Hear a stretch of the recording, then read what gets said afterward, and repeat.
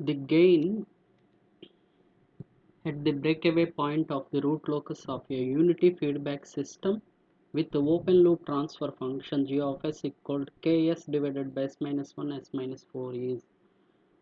So we need to calculate the gain k at a breakaway point. In the sense, first we need to calculate the breakaway point. After that, at that breakaway point, we need to calculate the system gain k. How to calculate the system gain k at a given point on the root locus? By using the magnitude condition. That is the one way. Other shortcut also is there. We will see that also. Now, first write the characteristic equation.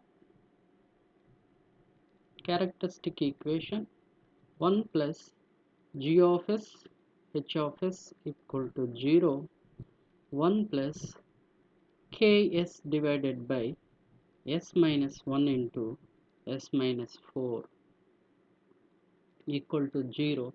From this, separate out k. K you can write minus of s minus 1 into s minus 4 divided by s. That is minus of, when you multiply s into s square, minus 4s minus s minus 5s minus of minus plus 1 into 4 divided by s. That is k is minus of s square by s minus 5 plus 4 divided by s.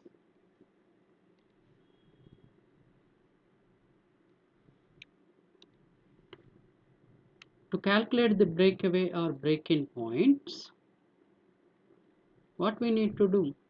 dk by ds equal to 0. Differentiate this k equation with respect to s and keep it equal to 0 means, so this minus sign when you take into this side it will become 0. So differentiation of s with respect to s is the 1, constant will become 0, plus 4 by s differentiation with respect to s will become minus 4 divided by s square equal to 0. From this I can write as s square equal to 4, it implies s equal to plus or minus 2. We have two roots came, dk by ds having the two roots, those are real roots, one is at plus 2, another is minus 2. Which is a valid breakaway point for the given root locus? I said it is a real breakaway points means by using the rule number 3 we are in a position to decide whether it is a given point is a given breakaway point is a valid breakaway point or not. For that you try to just note this root locus diagram. For this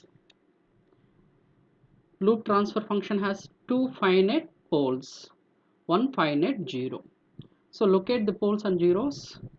So here it is a 0 at origin and at minus 1 and minus 4. S equal to 1, S equal to 4. At 1 there is a pole, at 4 there is another pole. Now keep on applying the root locus rules. So when you apply the root locus rules, rule number 1 says symmetric about the real axis. Rule number 2 says number of root locus branches. In this case it is the 2, because p greater than z, p equal to 2, z equal to 1. So two root locus branches start from where k equal to 0. It will start from the loop poles. One root locus branch will start from here, one loop locus from start here. In which direction it will move, that is given by the rule number 3. And also how many asymptotes is there, that is a p minus z. How many asymptotes is there, p minus z, there is a p 2 1, 2 minus 1, how many asymptotes is there, 2 minus 1, there is a 1 asymptotes is there. So what is the angle of asymptotes? If asymptotes is what,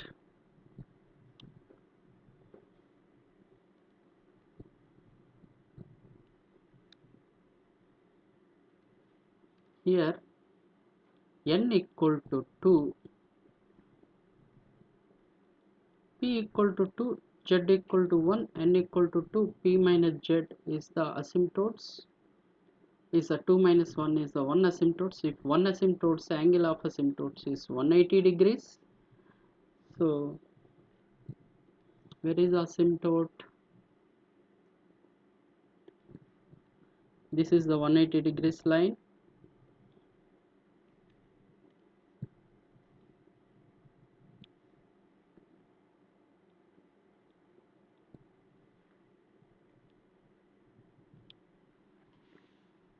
Now apply the rule number 3 so that we will come to know that which portion of the real axis is the part of root locus. If I choose the point here, to the right side of that point, the number of poles and zeros of the loop transfer function which lying on the real axis is nothing. In the sense, it is a 0 means it's treated as even number. So this portion will not belongs to the part of root locus. If I take the point in between the 4 and 1, wherever you take the point, to that point, to the right side, the number of loop poles and zeros which are lying on the real axis to the right side of that point is a 1. 1 means odd. So definitely this portion belongs to the part of root locus. So between 1 and 4, the portion belongs to what? Part of root locus. 1 and 4, the portion belongs to what? Part of root locus. Now, as k increases, this pole will move in this direction, this pole will move in this direction. So definitely at a particular some value of gain k, both poles will comes at same place. That is called the breakaway point. That breakaway point we have calculated. We got the breakaway points to one is plus 2, the other is minus 2. Plus 2 is somewhere here. Definitely this point is in this range. So it is a valid. Where what about the minus 2? Minus 2 is somewhere here.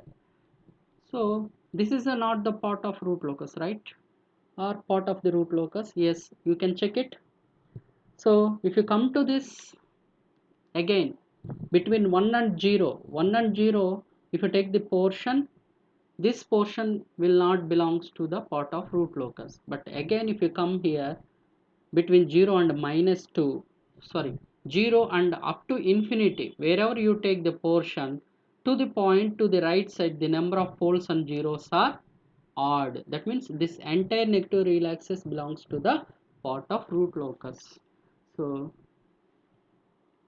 entire negative real axis belongs to the part of root locus. Now both are valid breakaway points. 2 is valid breakaway point, minus 2 is also valid breakaway point.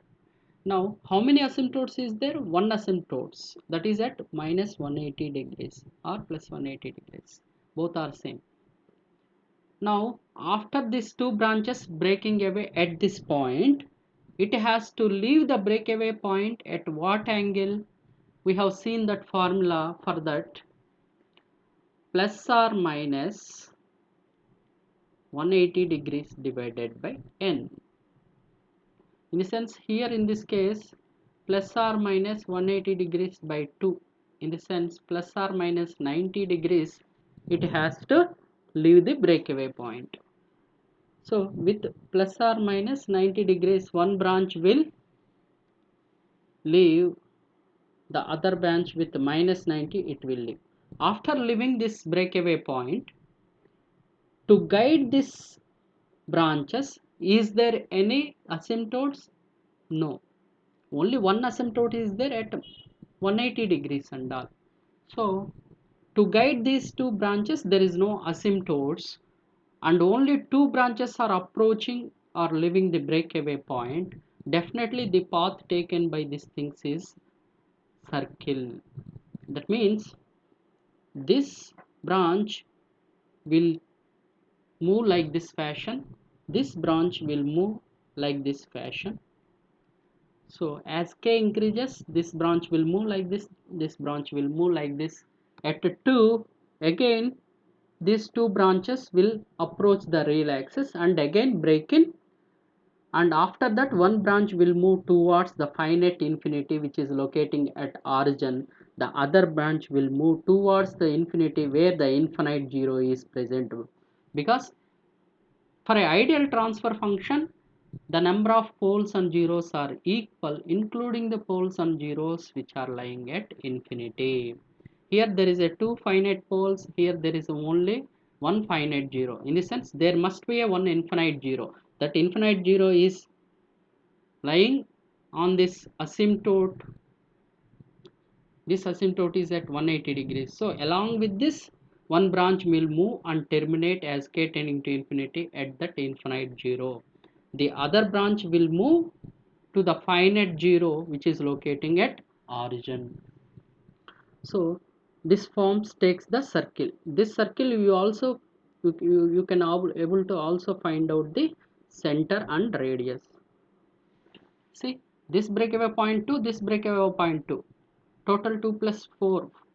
2 plus 2 is the 4 is the diameter, means definitely radius is going to become the 2. Correct? And the center also will become 0. That also you can quadratic equation, right? See, s square equal to 4. This is the quadratic equation. From that also you are in a position to know that thing. And see, what is the quadratic equation you got? S square equal to 4. This is the quadratic equation you got. In the sense, s square minus 4 equal to 0. So how to compare with this? Minus b plus or minus under root of b square minus 4ac divided by 2a. Here a is the 1, b is 0, c is minus 4. Substitute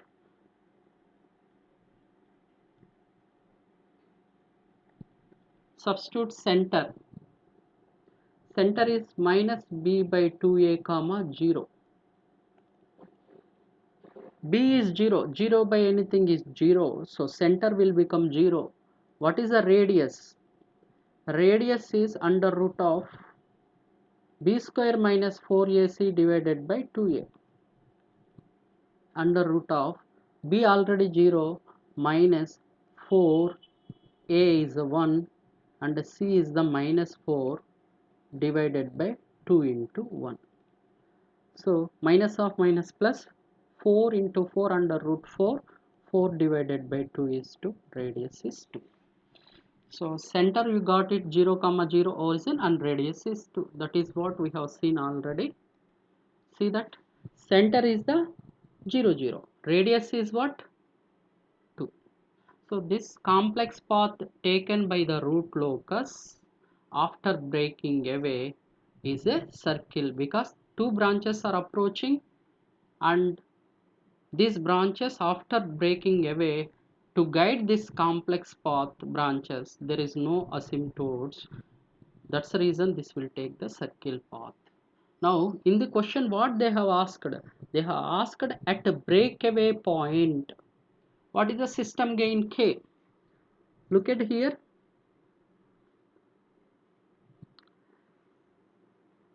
here root locus branches are leaving the breakaway point. In the sense, root locus branches are leaving the rail axis, so we call this as a what? Breakaway point. Here root locus branches are approaching this point, we call this as what? Break-in point. So they are asking the system gain k at a breakaway point.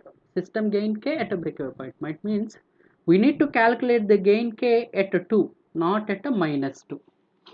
Now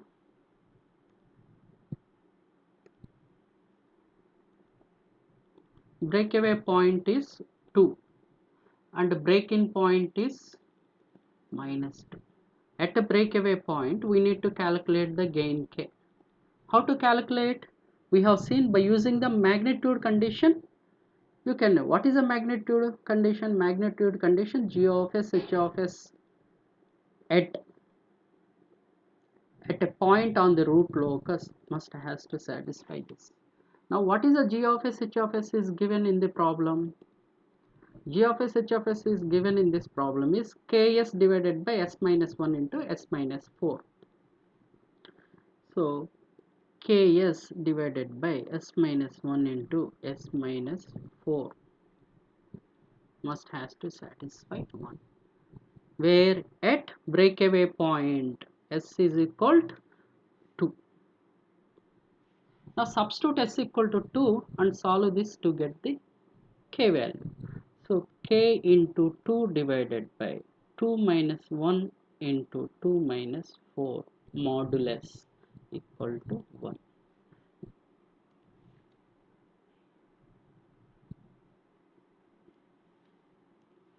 Now 2k divided by 2 minus 1 is the 1 into 2 minus 4 is minus 4, but modulus is there, it will become 2 into 1. 2. 2k by 2 equal to 1 or k equal to 1. So this is the answer for this problem. We have drawn, even though they are not asked the complete root locus, to make you to understand, I have given all the full, how to calculate the full complete root locus for this problem and all. You see that previous slides and all. So we have first keep on applying the root locus rules from the rule number 1, rule number 2, rule number 3. Rule number 3 will say which portion belongs to the part of root, which portion of the real axis belongs to the part of root locus. And rule number 4, centroid, when only one asymptote is there, no need to calculate the centroid. More than one asymptote is there, only we need to calculate the centroid. Only one asymptote is there, angle of asymptotes will become 180 degrees. That is the rule number 5. Rule number 6, breakaway or break-in point calculations. We have did it. And in this case, this complex path taken by the root locus branches is a circle. We have calculated how to find out the center, how to find out the radius also. And also in this case, where the root locus branches leaving the real axis is called breakaway point, where the root locus branches approaching the real axis is called break-in point. Now they have asked this, find out the system gain k at breakaway point. So at 2 breakaway point 2, we need to calculate system gain k. That also we have calculated, it seems to coming as 1. Then another shortcut formula, instead of substituting, here we have substituted in magnitude condition and you got the k value. Same, by using this substituting the magnitude condition, direct way you can write it as how to calculate the gain k is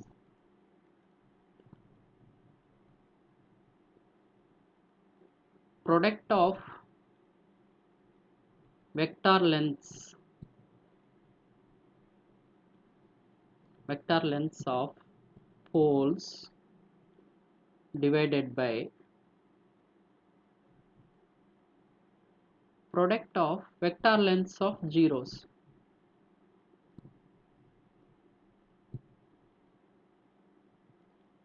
This is the formula. Sometimes it is useful, without substituting the magnitude condition you can easily get the answer.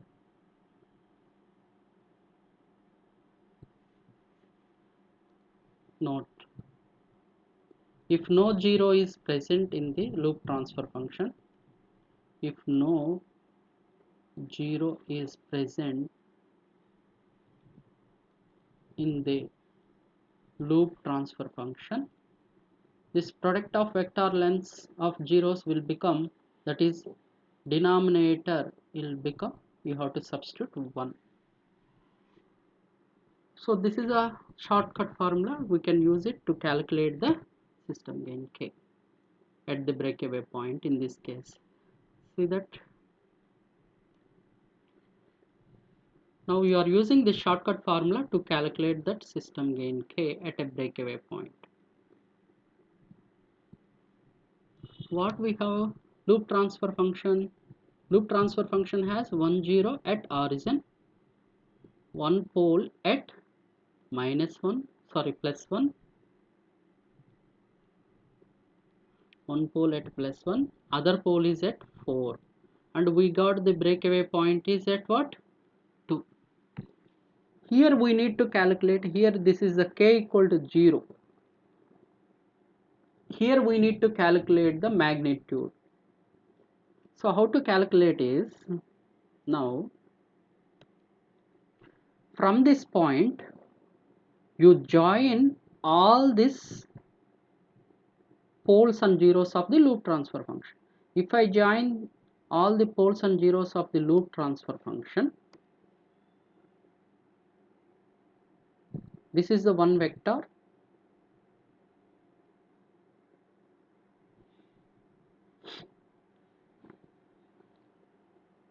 This is the other vector. This is the other vector. This vector length LZ1 I am calling.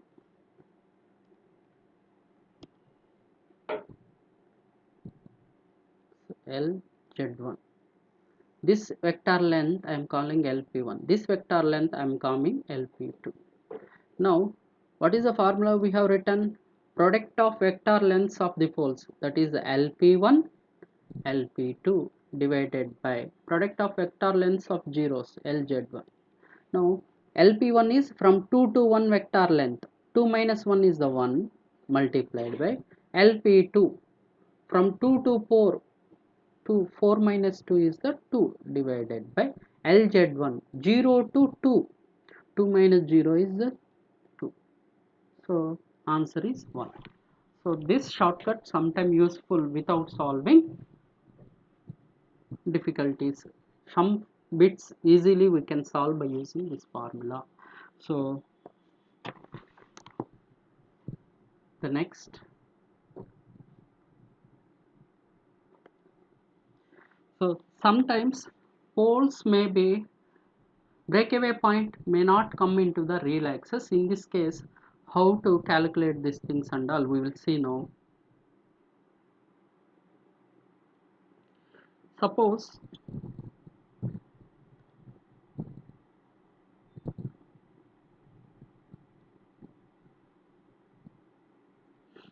suppose we have, let's take two poles and 1 0. We have two poles and or 1 0. Instead of 1 0 you take better 3 poles and all. In this case, what is the possibility of breakaway point? So first we have marked in this case g of s, h of s, loop transfer function is k divided by s into s plus 1 into s plus 2. Right? Now p equal to 3, z equal to 0, n is the number of root locus branches is equal to 3. Which portion of the real axis belongs to the part of root locus? This entire portion belongs to the part of root locus. Again, this entire portion belongs to the part of root locus. Now, what is a centroid? Centroid is sum of the real part of open loop poles minus sum of the real part of open loop zeros by p minus z. 3 minus 0, 3. Minus 3 by 3 is the minus 1.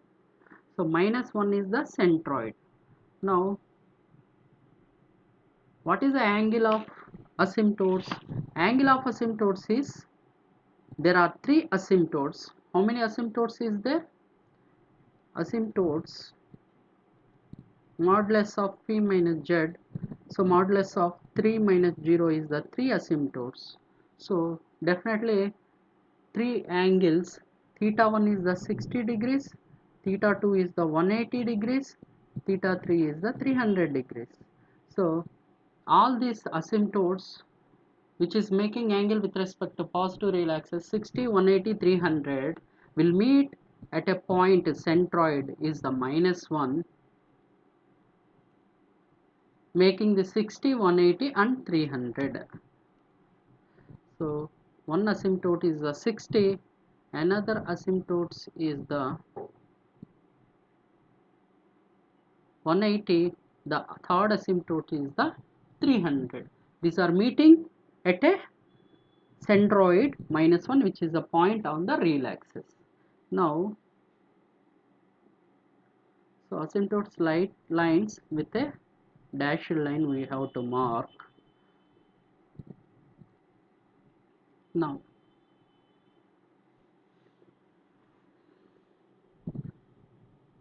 see, rule number 3 we have applied, rule number 4 is the centroid, rule number 5 is the angle of asymptotes, rule number 6 is the breakaway point.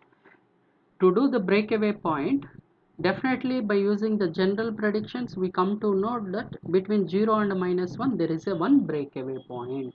That also will calculate the breakaway point for this and all. Okay, this example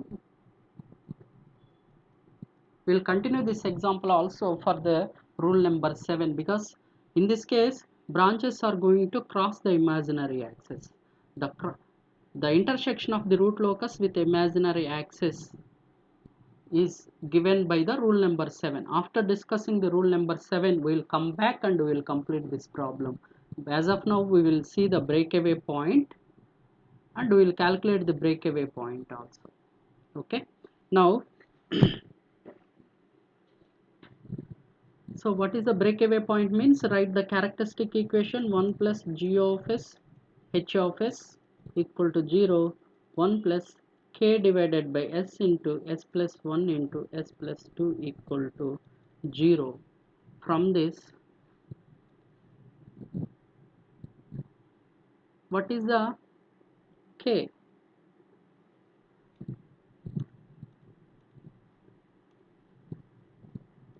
K equal to minus of s into s plus 1 into s plus 2.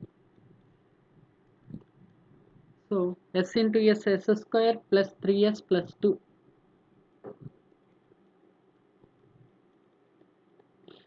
When you multiply s into s square plus 2s plus 1 is the 3s plus 1 into 2 is the 2 multiplied whole multiplied by s. Now what is the dk by ds?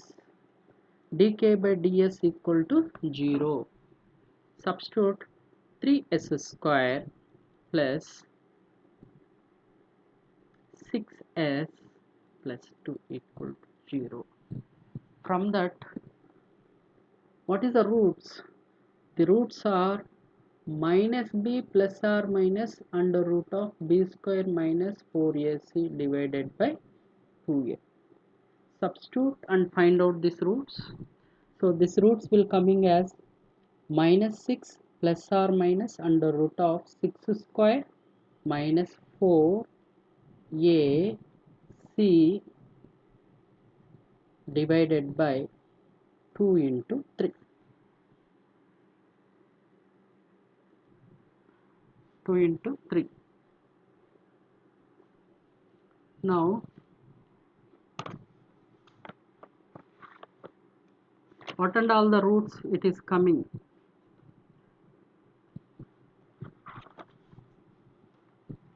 Just go to the next previous place. Yes, take the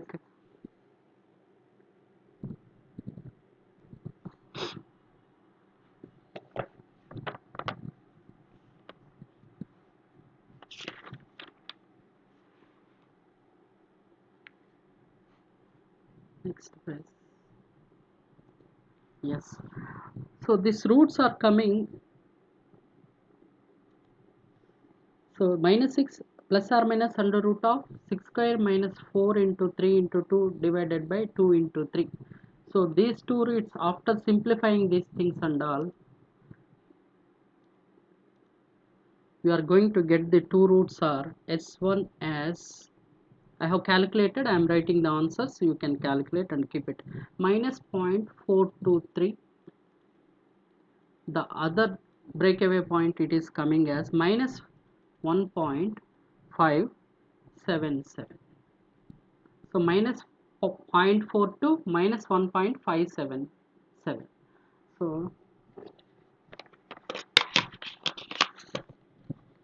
36 minus 4 into 3 into 2 under root answer.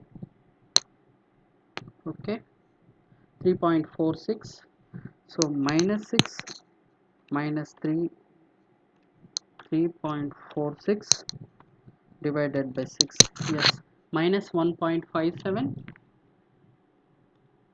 Yes, the other thing is coming minus 0.423. Yes. Now minus 1.47 is coming here, minus 0.43 minus 0.423. So out of these two things, which are valid? So here it is minus 0.43 only valid for the root locus. What about the minus 1.577? So this is valid for the complementary root locus, not for the root locus. So valid breakaway point for root locus. What about these things? It is valid breakaway point for complementary root locus.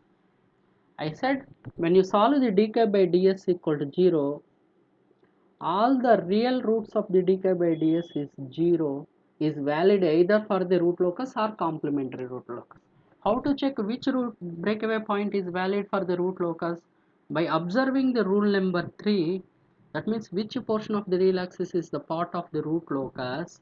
If the breakaway point lying in that portion of the part of root locus, that is a valid breakaway point. In this case, minus 0.423 is the valid breakaway point. So here we got the breakaway point. So this pole is moving in this direction, this pole is moving in this direction. After coming here, it is breaking away. In what angle it has to leave these things and all? It is given by plus or minus 180 divided by n. N is the number of branches approaching or leaving the breakaway point. In this case 2, plus or minus 180 divided by 2. So one branch will leave with a 90 degrees plus 90, the other branch will leave with a minus 90 degrees. After leaving the plus 90 minus 90, this branch has to approach this asymptote, this patch has to approach this asymptote. So when this branch is approaching this asymptote, definitely it is going to cross this imaginary axis. So this is the real axis and this is the imaginary axis. So where it is exactly crossing the imaginary axis, that is given by the rule number 7. After completing the rule number 7, we will come back this problem and we will complete that imaginary crossover point also, and complete root locus. We will finish these things and all. So now in this case, and also at imaginary crossover point, we will try to calculate the gain k for this problem also by using the shortcut what we have given in this problem. So by using this formula, at imaginary crossover point, at imaginary, wherever the root locus is crossing this imaginary crossover point, at that point what is the system gain k, will calculate after completing the rule number 7. Now we'll go and see the other problems, and we'll keep the some 2 pages empty for, yes, and we'll solve that the next problems. And already we have solved 3 problems, I hope, and we will continue the problems.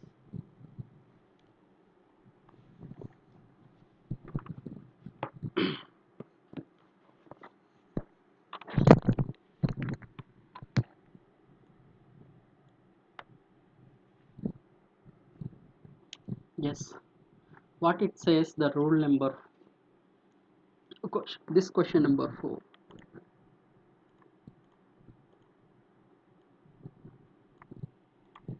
Read this question. An open loop transfer function g of s of a system g of s is given by k divided by s into s plus 1 into s plus 2. Just now we have solved this problem, right? The same question only. For a unity feedback system, the breakaway point of the root loci on the real axis occurs at. Just now we have solved this problem. We'll go back and see this and all. Previous. Same s k divided by s into s plus 1 into s plus 2. We have solved the breakaway point. You got it? 2, 1 is a minus 0.423 minus 1.577. But for a root locus, valid breakaway point is minus 0.423. For a complementary root locus, valid breakaway point is minus 1.577. So answer for this problem is minus 0.423. So minus 0.42. See, they have given minus 1.58 also. Minus 1.577. When you approximate, that is minus 1.58. but that breakaway point is not valid for the root locus. That is valid for the complementary root locus. This answer is you want to select when they ask the valid breakaway point for the complementary root locus. But in question they have asked for a unity feedback system the breakaway point of the root locus. So the breakaway point of the root locus is minus 0.42. So answer for this thing is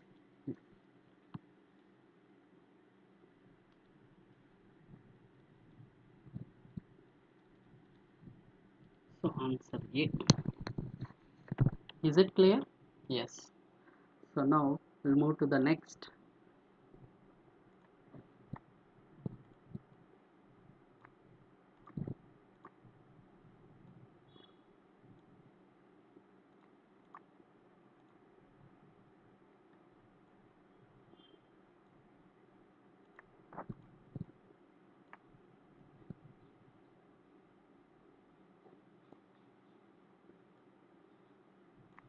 Yes. Look this problem. Root locus of s into s plus 2 plus k into s plus 4 equal to 0 is a circle. They itself saying this root locus is a circle. What are the coordinates of the center of this circle? So you have to find out the center of the circle. So what we will do is, they have given the characteristic equation. Rewrite that characteristics equation in the form of 1 plus k into g1 of s h1 of s equal to 0. In the sense, take the characteristic equation,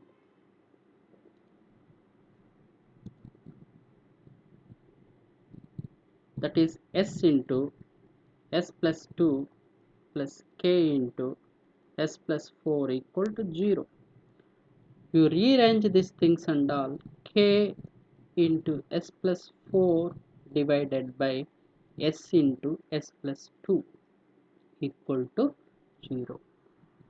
Now this is in the standard form, 1 plus g of s h of s equal to 0, or 1 plus k into g1 of s h1 of s equal to 0. From this, what is a loop transfer function? Loop transfer function is k into s plus 4 divided by s into s plus 2.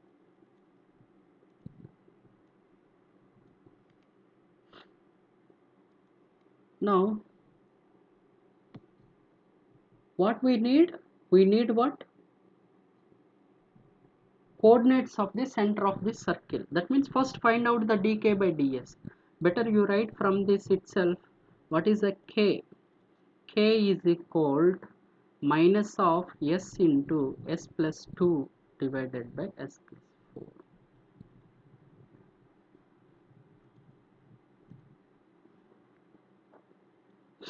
K equal to minus of s into s plus 2 divided by s plus 4. That is nothing but minus of s square plus 2s divided by s plus 4. Now differentiate k with respect to s and keep it in 0 in order to get the breakaway or break-in points. That is dk by ds equal to 0 when you substitute. So you apply the u by v formula.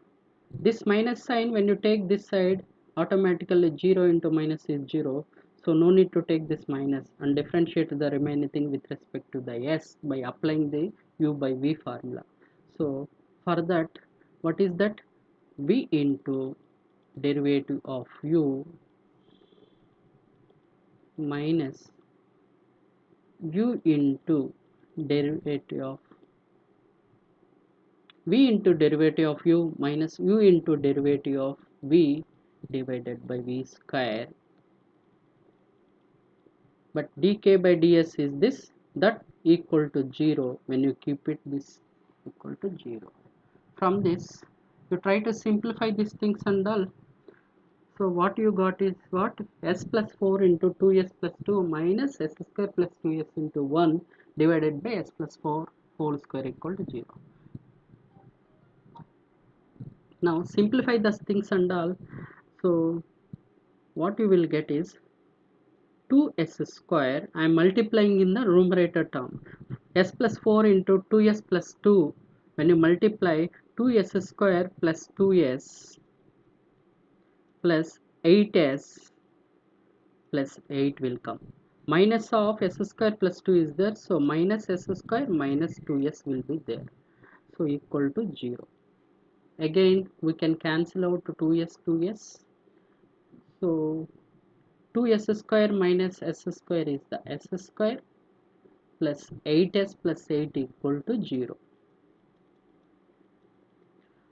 Now this becomes the quadratic equation. So write, in order to know the coordinates of the center means write the minus b plus or minus under root of b square minus 4ac divided by 2a. What is the center? Center coordinates minus b by 2a comma 0. Substitute this. What is the minus? What is the b? 8 divided by 2 into a is the 1. So comma 0. So this will become minus 0. So minus, is it correct?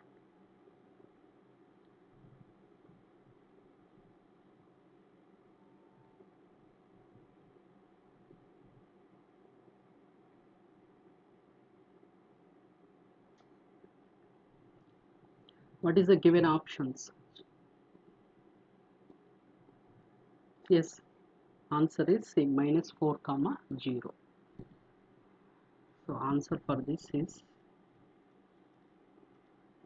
C. Okay, we'll move to the next problem.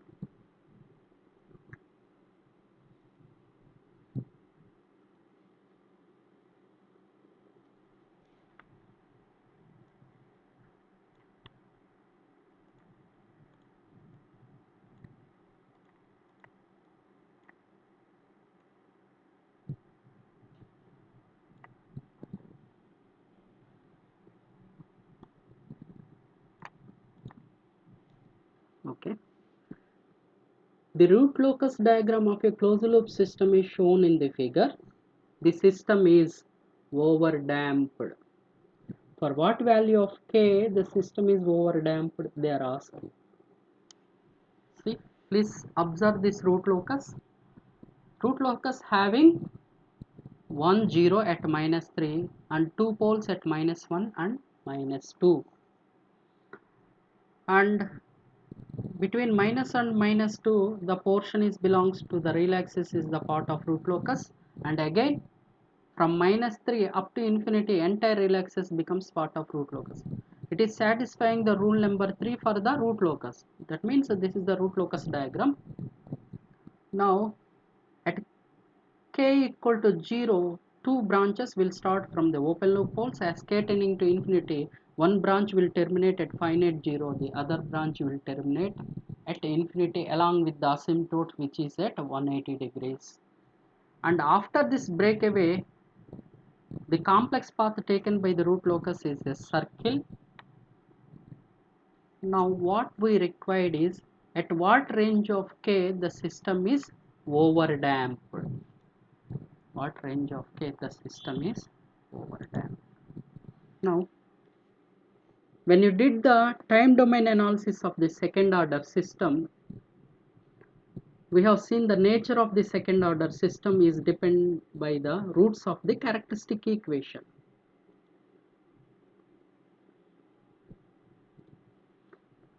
When zeta equal to 0,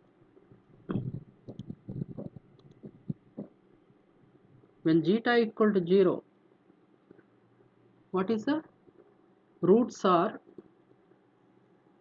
imaginary. When zeta equal to 0, roots are imaginary. We call it as a system is what? Undamped system. So better we will take it as table.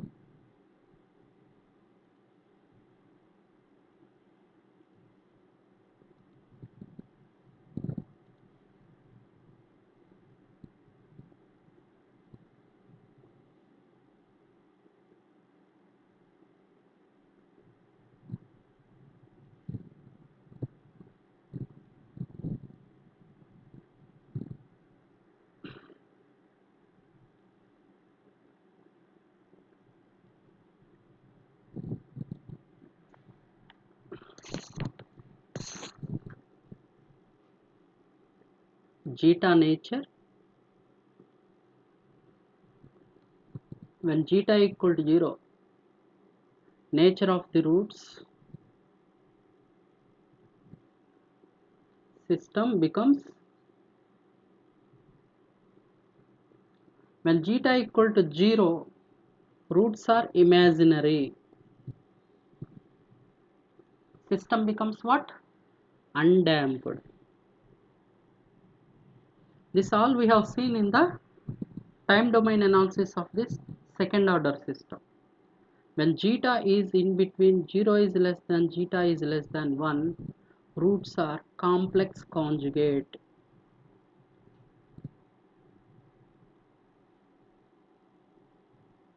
Roots are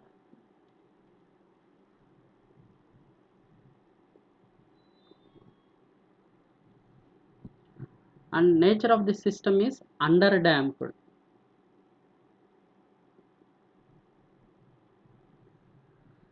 When zeta equal to 1, when zeta equal to 1, nature of the roots are real and equal, and the system response is what? Critically damped.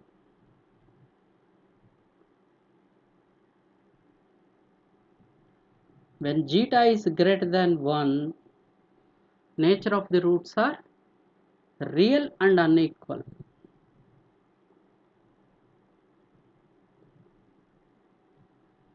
The nature of the system response is what?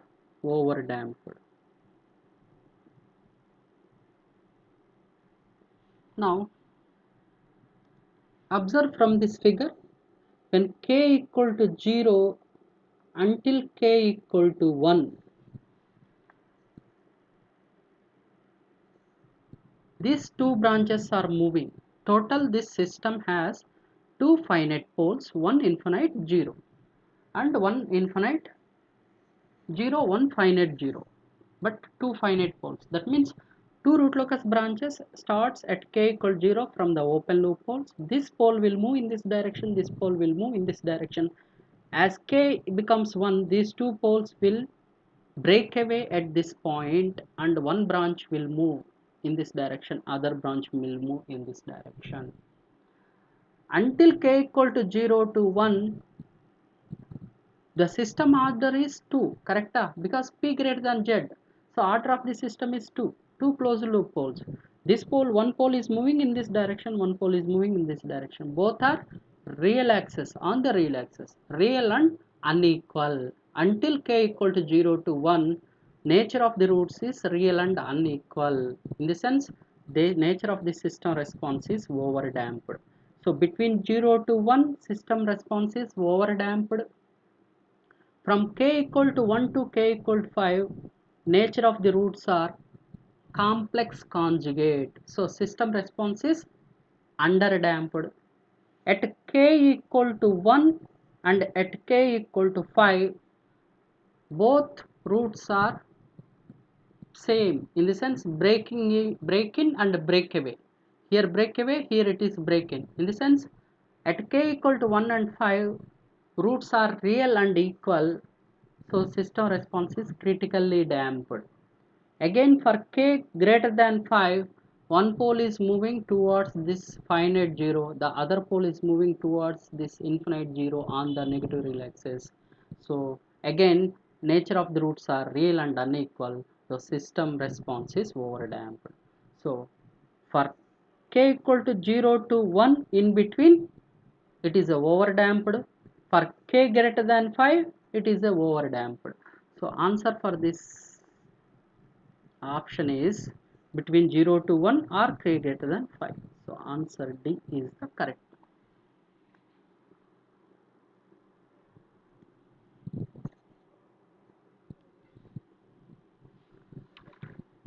We'll see the next problem.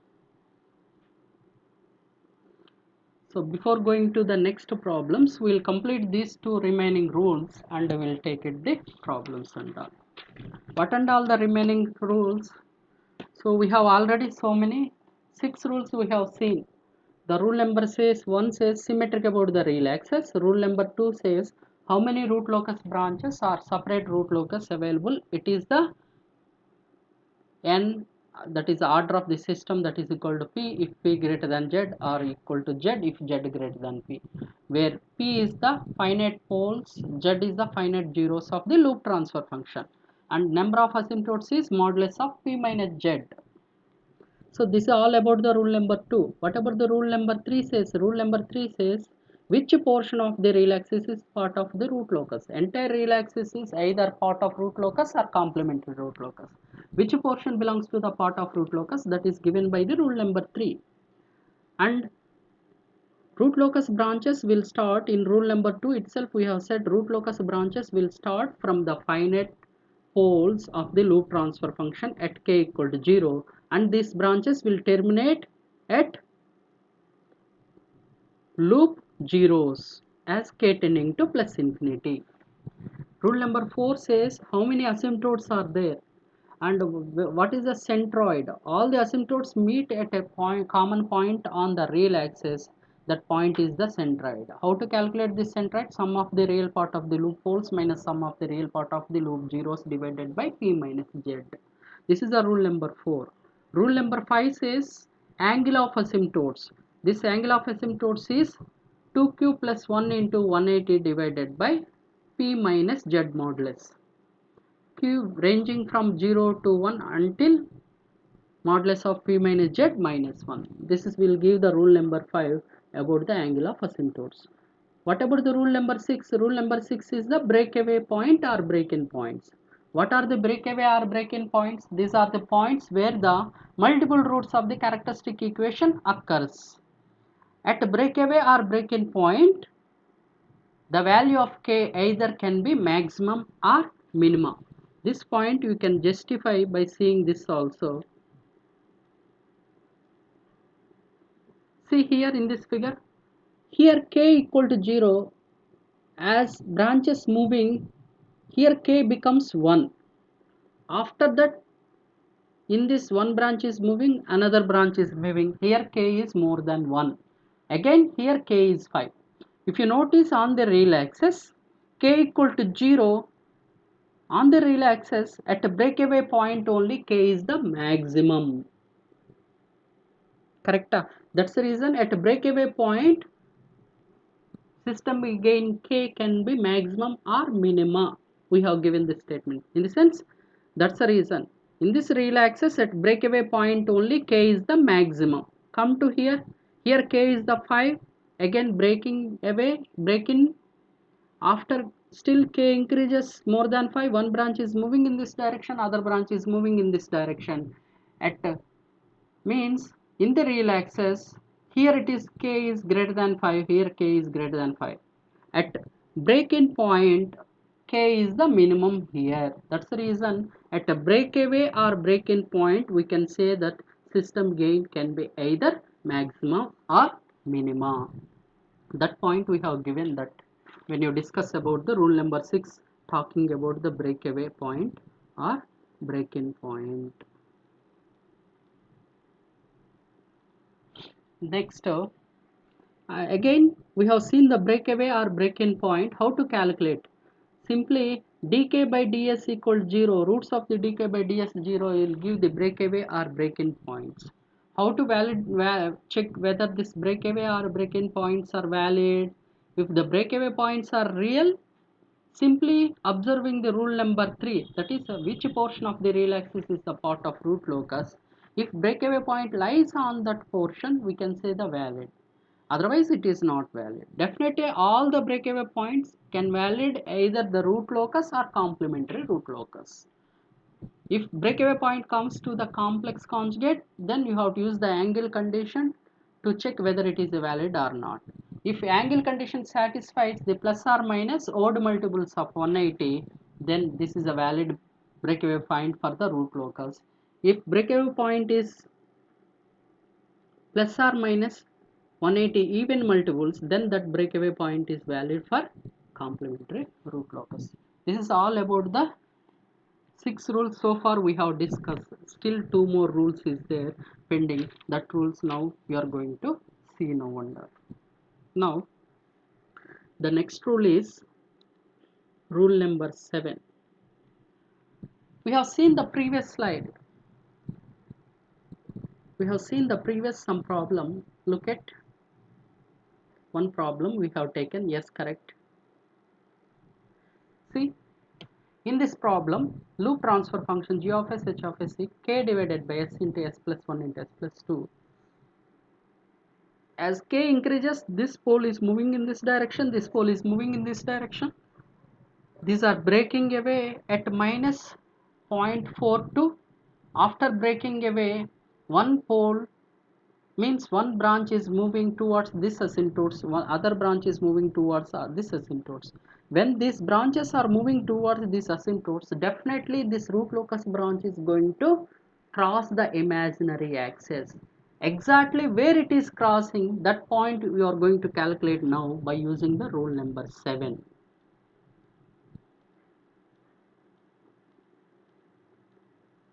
So rule number 7 will give what?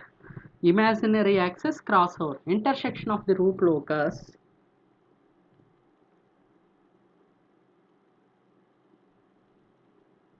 intersection of root locus with imaginary axis.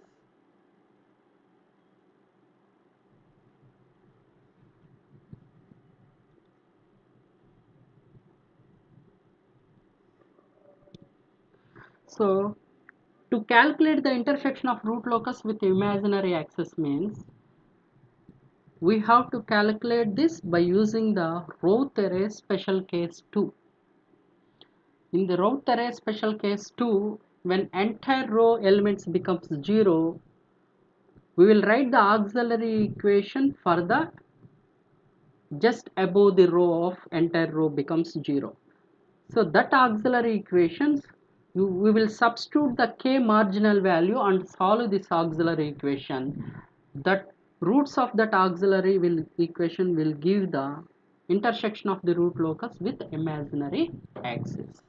Now to take this intersection of the root locus with imaginary axis.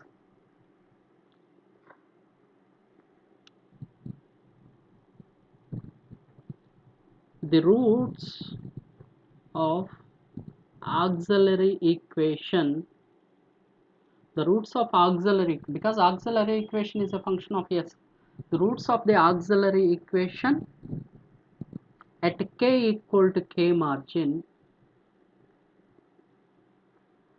will give the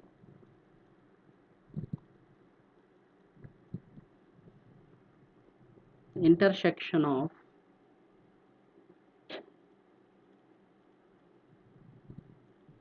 root locus with j omega axis. For this you are using the Routh array special case 2. It is calculated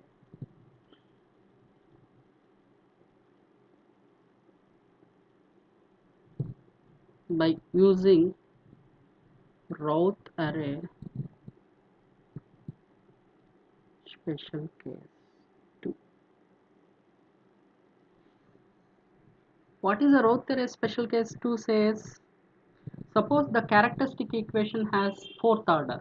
We'll keep on writing Routh array S power for row elements, leaving the one element and taking the next element, like you will fill the Routh array.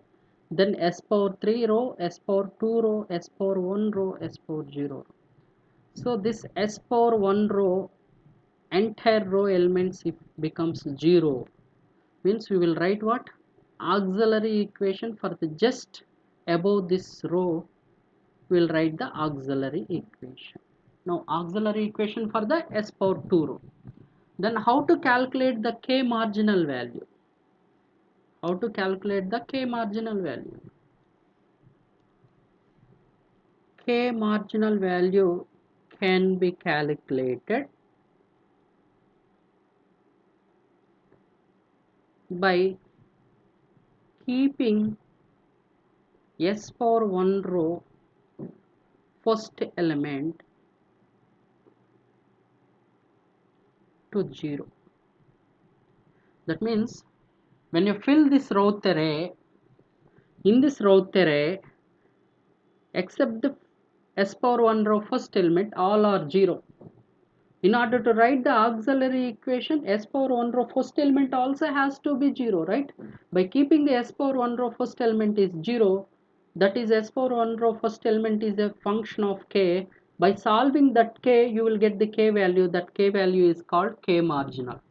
Now you write the auxiliary equation for the s power 2 row and substitute this k marginal in this auxiliary equation and solve for the auxiliary equation roots. The roots of auxiliary equation will give the intersection of the root locus with imaginary axis. So roots of auxiliary equation is nothing but plus or minus j omega n. That is the omega n is nothing but point of intersection with point of intersection of root locus with imaginary axis. That omega n is also called undamped natural frequency. Omega n is also called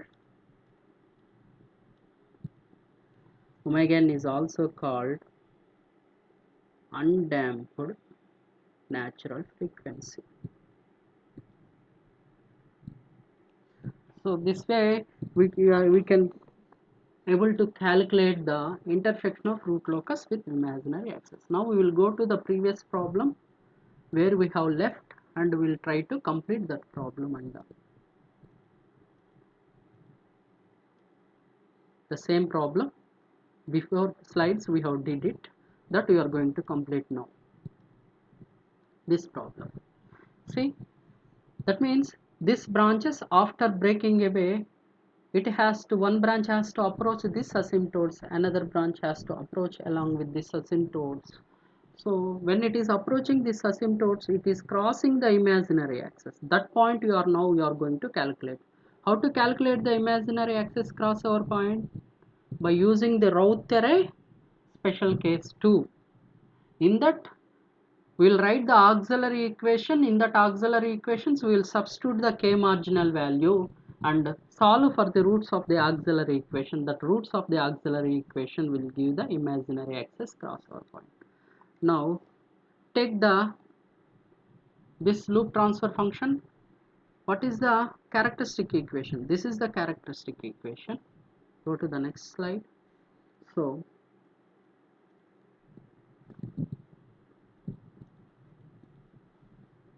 to find imaginary axis crossover point,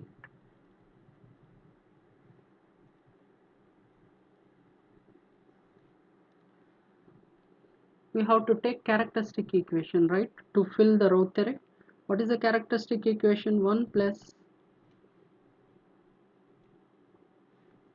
k divided by s into s plus 1 into s plus 2. K divided by s into s plus 1 into s plus 2. Simplify this, what you are going to get? S into s square plus 3s plus 2. S square plus 3s plus 2. Because s square plus 3s plus 2 is multiplied by s, so it becomes s cube plus 3s square plus 2s plus k equal to 0. Now try to form the Routh array.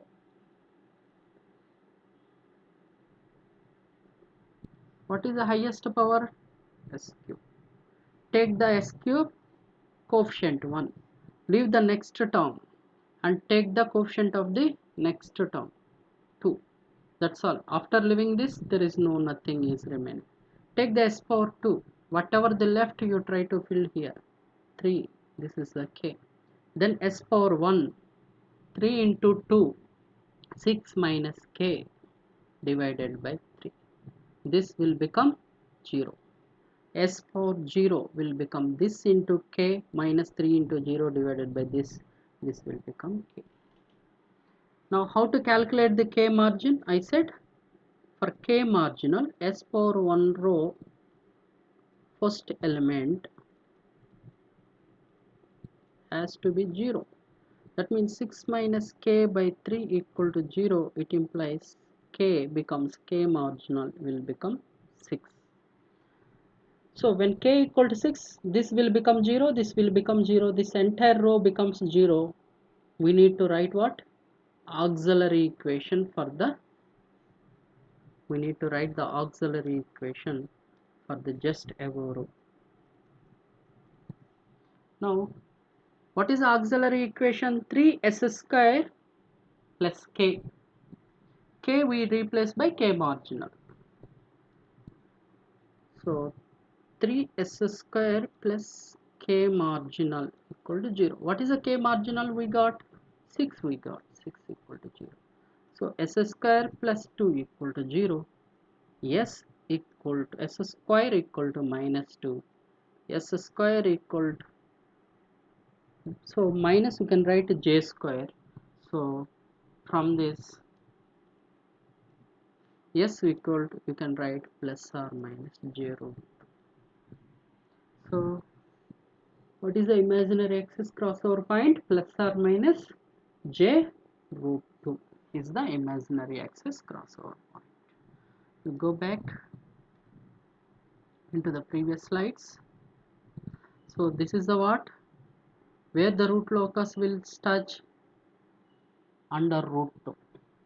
Now can you calculate, this distance is 1, this distance is 1, this angle is 60. What should be the this distance? Can I write sine, this distance is 1, this angle is 60.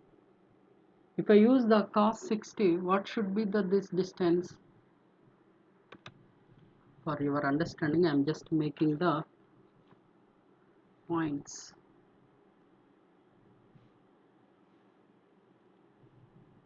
Let's call A. This asymptotes cutting the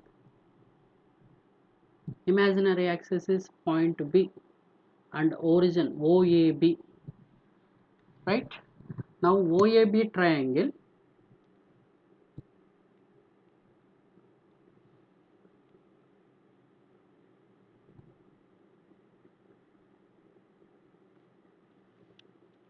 this OAB triangle, here it is a 60 degrees and this is the A, this is the B, this is the O, and this OA distance is 1.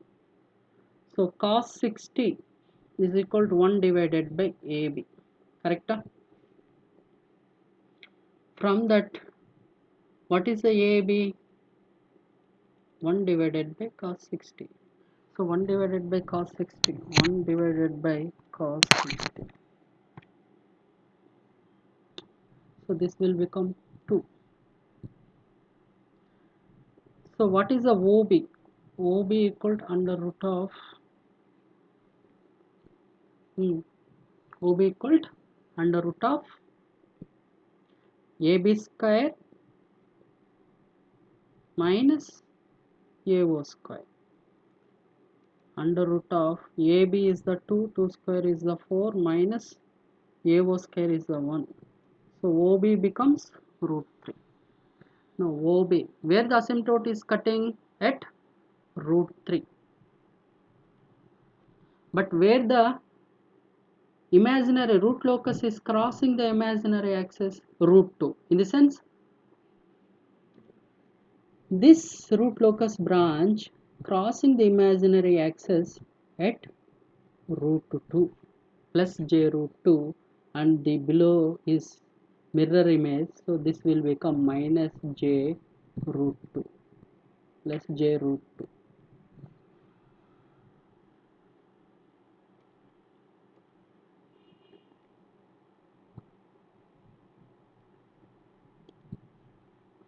This is plus j root 2. This is minus j root 2. After this crossing, this will try to approach this asymptote where the infinite 0 is there. So this branch will keep on move like this, and this branch will keep on move like this, as k tending to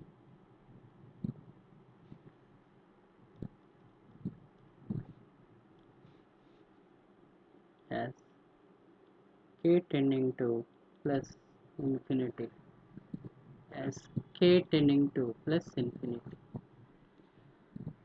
and this branch will move like this as k tending to plus infinity. Because there is no finite zeros, all these three root locus branches has to terminate at infinite zeros which are locating along with this asymptotes. So here we have applied the rule number 7. Here we have applied the rule number 7 in order to find out the intersection of the root locus with imaginary crossover point, that is the j root 2. We got it under. So this is about the rule number 2, rule number 7, that is used to calculate the imaginary axis crossover point. Now j root 2 is the point on the root locus, correct? Where the root locus is intersecting with the j omega axis means that is the point on the root locus. At this j root 2, if you want to find out the system gain k, so how to calculate that thing under? Now we will see that under. Go to the slide. Now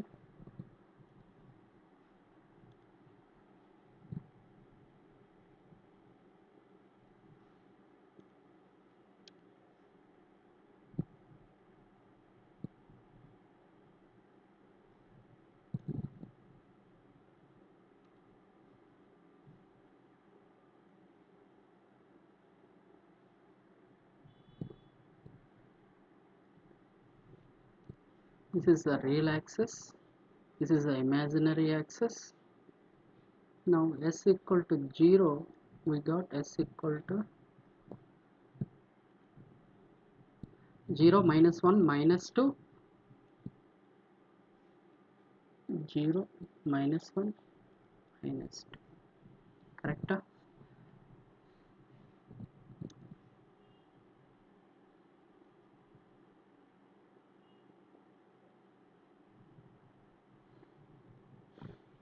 Where it is crossing this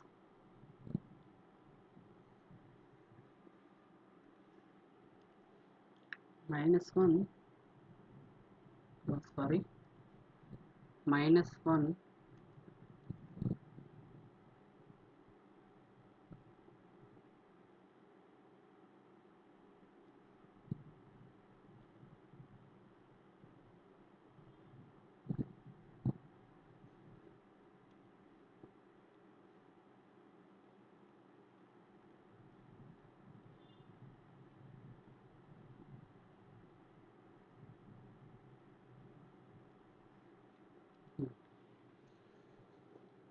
we got the 0.42 is the minus 0.42 is the breakaway point.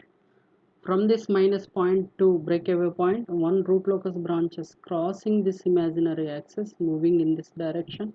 The other root locus branch is crossing this imaginary axis and moving in this direction. This is the point where it is crossing the imaginary axis is j root 2. Now at this point, if you want to know the system gain k, means this point is, that point is simply j root 2. Substitute j root 2 in the magnitude condition and solve for the k, you will get the k value. The other way is, we have taken the formula k equal to product of vector lengths of the poles divided by product of vector lengths of zeros. Use that formula to calculate these things also. Now you see this and all. Join this point to the remaining poles and zeros of the loop transfer function. Suppose if I join this,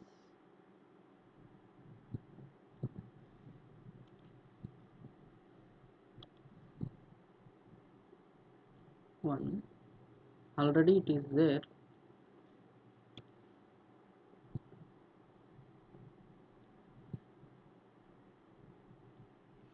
Now this is the LP1 vector lengths, this is the LP2, this is the LP3. So 0 A B C, Let's talk A, B.